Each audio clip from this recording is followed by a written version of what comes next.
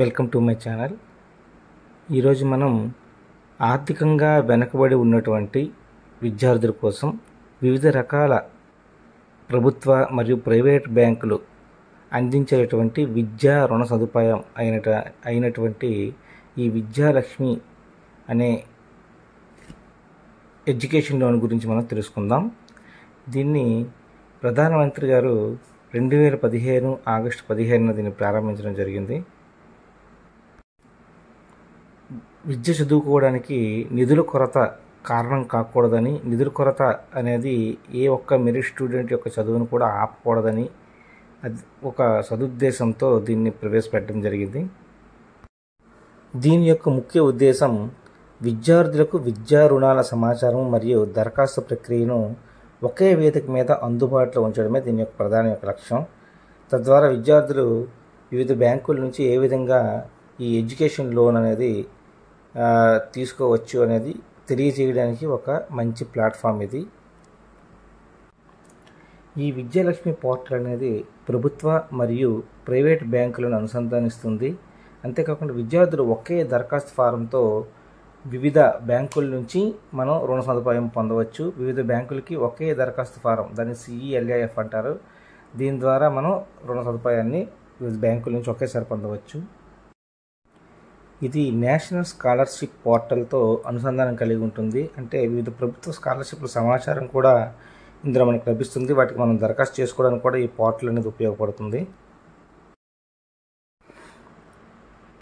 November 6, 2024న ప్రభుత్వం ఈ ప్రధానమంత్రి విద్యాలక్ష్మి అనే ఒక కొత్త కేంద్రీయ పథకాన్ని ప్రారంభించింది. ఇది ఉన్నత విద్యను అభ్యసించే విద్యార్థులకు ఆర్థిక సహాయాన్ని అందిస్తుంది. ఈ పథకం ద్వారా ప్రతిభావంతులైన విద్యార్థులకు పూచీకత్తు మరియు తనఖా లేకుండా ఎడ్యుకేషన్ లోన్స్ అనేవి ఇవ్వడం జరుగుతుంది. ఈ విద్యాలక్ష్మి పోర్టల్ విద్యార్థులకు విద్యా రుణాలను మరింత అందుబాటులోకి తీసుకురావడానికి ఒక ముఖ్యమైన ప్రయత్నం అన్నమాట ఇది విద్యార్థులు వివిధ బ్యాంకుల్లోని రుణ పథకాలను సులభంగా తెలుసుకోవడానికి మరియు దరఖాస్తు చేసుకోవడానికి ఒక వేదికని అందిస్తుంది.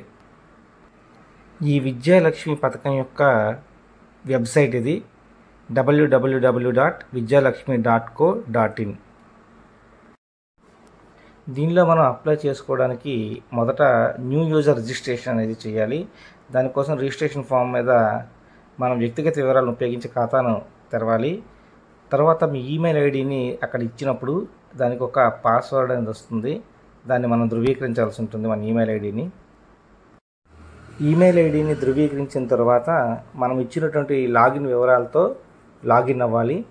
ఈ లాగిన్ కోసం లాగిన్ అయిన తర్వాత మనం ఈ లోన్ కోసం ఇందులో మనం వెతకాలి. సో లోన్ వెతకడానికి search and apply for loan ఎంపికను మనం ఎంచుకొని మనం చదవాలనుకుంటున్నటువంటి దేశం, అలాగే మనం పర్స్యూ చేయాల్సినటువంటి కోర్సు, మనం ఏ కోర్సు చదవాలనుకుంటున్నామో అంతేకాకుండా మనకు కావాల్సినటువంటి అమౌంట్, ఎంత అమౌంట్ మనకు అవసరమో అక్కడ మనం ఇవ్వాల్సి ఉంటుంది.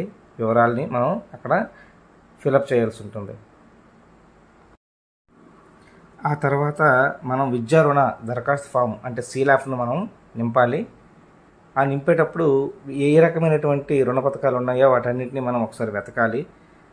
వెతికిన తర్వాత రుణ పథకాలకి మనం దరఖాస్తు చేయాలి. మనకి ఏదైతే అవసరమో దానికి దరఖాస్తు చేయాలి. మనం ఇందులో దరఖాస్తు చేసేటప్పుడు గరిష్టంగా 3 బ్యాంకులకు మనం దరఖాస్తును మనం సమర్పించవచ్చు. ఆ తర్వాత అక్కడ ఇచ్చినటువంటి ఆధారాల ఆధారంగా వాటి యొక్క ఒరిజినల్ని మనం అప్లోడ్ చేయాల్సి ఉంటుంది. అవన్నీ కూడా మనం ఇచ్చినటువంటి వివరాలన్నీ కూడా ఒకసారి తనిఖీ చేసి తర్వాత ఫైనల్గా సబ్మిట్ మీద క్లిక్ చేయాలి. మనం ఈ ఎడ్యుకేషన్ లోన్ సదుపాయాన్ని ఈ విద్యాలక్ష్మి పోర్టల్ ద్వారా ఏ బ్యాంకులకు మనం అప్లై చేసుకోవచ్చు. మనం గరిష్టంగా 3 బ్యాంకులు అని చెప్పాం కదా.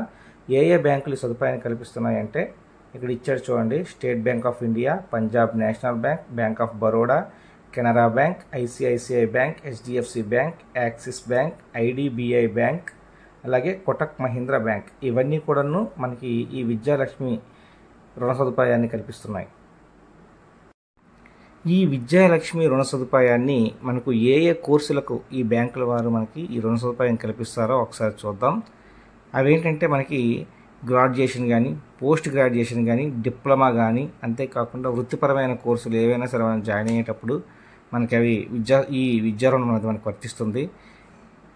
గ్రాడ్యుయేషన్ లేనటువంటి BA, BCom, BE, BEd, BSc, BBA, MBBS, BTech, LLB వంటి అండర్ గ్రాడ్యుయేట్ డిగ్రీ మరియు డిప్లొమా కోర్సులు, MA, MCom, MSc, ఎంరెస్, LLM, MFA, MEd, MPhil, MBA, ఎండి వంటి పోస్ట్ గ్రాడ్యుయేట్ డిగ్రీ మరియు డిప్లొమా కోర్సులు, వీటితో పాటు పిహెచ్డి వంటి డాక్టోరల్ కోర్సులు, ఇంజనీరింగ్, మెడిసిన్, మేనేజ్మెంట్, ఐటీ వంటి ప్రొఫెషనల్ కోర్సులు, అలాగే షార్ట్ టర్మ్ జాబ్ ఓరియంటెడ్ కోర్సులు కూడా దీనిలోకి వారు పరిగణించబడడం జరుగుతుంది.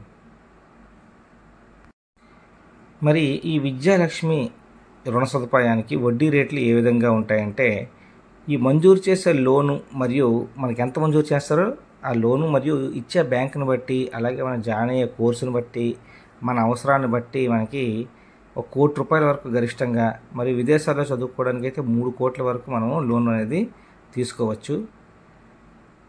కొన్ని బ్యాంకులు అయితే కోలెటరల్ లేకుండా మనకి సుమారు 7.5 లక్షల వరకు మనకు లోన్ ఇస్తాయి. వీటికి వడ్డీ రేట్ ఎలా ఉంటుందంటే సుమారు 8 నుంచి 16% వరకు వివిధ బ్యాంకుల్లో వడ్డీ రేట్లు అనేవి ఉన్నాయి. ఇది కూడా మన యొక్క క్రెడిట్ స్కోరు, మనం తీసుకునే లోన్ అమౌంట్ మొత్తం వీటన్నిటిపై ఆధారపడి ఉంటుంది. ఇక్కడ కొన్ని బ్యాంకులు వడ్డీ రేట్లు ఏ విధంగా ఉన్నాయో మనం చూస్తే, స్టేట్ బ్యాంక్ ఆఫ్ ఇండియా వారు 7.55 per annum, అలాగే Punjab national bank 4% per annum, bank of Baroda వారు 7.60% per annum, అలాగే ఐసిఐసిఐ బ్యాంక్ వారు 9.75% per annum నుండి వడ్డీ రేట్లని మనకి ఇక్కడ చూపిస్తున్నాయి. అయితే ఇవి మారచ్చు. ప్రస్తుతానికి ఎంత ఉందో ఖచ్చితంగా తెలుసుకోవాలి అంటే మనం ఒకసారి బ్యాంక్కి వెళ్ళి వారికి సంప్రదిస్తే వారు మనకు ఖచ్చితమైన వివరాలు మనకు అందిస్తారు. ఈ విద్యాలక్ష్మి రుణ సదుపాయంకి వెబ్సైట్ ఏంటంటే www.vidyalakshmi.co.in. ఇందులో మనం లాగిన్ అయ్యి పై ముందు ఇచ్చినటువంటి ఆధారాల ఆధారంగా వీడియో చూసిన తర్వాత ఈ వీడియో ఆధారంగా మనం ఇందులో లాగిన్ అయ్యి మన వివరాలన్నీ సమర్పిస్తే ఆ తర్వాత మనకి రుణం అనేది ఈజీగా పొందవచ్చు. ఈ వీడియో కనుక మీకు నచ్చినట్లయితే ఈ వీడియోను లైక్ చేయండి.